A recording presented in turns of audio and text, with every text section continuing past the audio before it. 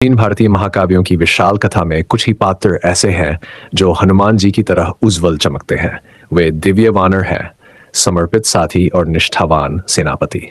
पवन देवता वायु और अंजना के पुत्र होने के कारण उन्हें अद्भुत शक्ति और गति का वरदान मिला।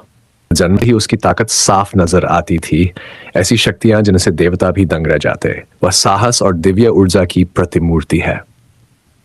हनुमान के पास अत्यधिक शारीरिक शक्ति है। वह समुद्रों के पार उड़ सकते हैं और अपनी आकृति को मनचाहे अनुसार बदल सकते हैं। फिर भी उनकी सबसे खास विशेषता उनकी अटूट भक्ति है। उनका हृदय पूरी तरह से भगवान राम के प्रति समर्पित है। यह निस्वार्थ प्रेम उसके हर कर्म को प्रेरित करता है। वह राम की सेवा में अपार निष्ठा और विनम्रता के साथ लगा रहता है। उसका जीवन विश्वास और समर्पण की शक्ति का जीवंत प्रमाण है। खोज में विशाल उसकी कथाएं अनगिनत हैं, हर एक उसकी शक्ति और भक्ति को दर्शाती है। उसने सीता की खोज में विशाल समुद्र को एक ही छलांग में पार कर लिया। उसने अकेले ही शक्तिशाली राक्षसों से युद्ध किया और असंभव प्रतीत होने वाली बाधाओं को पार कर लिया। शायद सबसे प्रसिद्ध कहानी यह है कि उन्होंने संजीवनी बूटी से भरे पूरे पर्वत को ही उठा लिया था।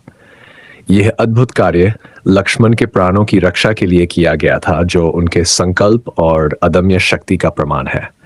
उनके वीरता के ये कारनामे पीढ़ियों से गाए जाते हैं। हनुमान जी को शक्ति, दृढ़ता और परम भक्ति के प्रतीक के रूप में पूजा जाता है। वे आदर्श सेवक और पूर्ण भक्त के रूप में माने जाते हैं। उनकी कथा करोड़ों लोगों को साहस और आस्था के साथ जीवन की चुनौतियों का सामना करने की प्रेरणा देती है। शाश्वत उपस्थिति है, रक्षक और मार्गदर्शक।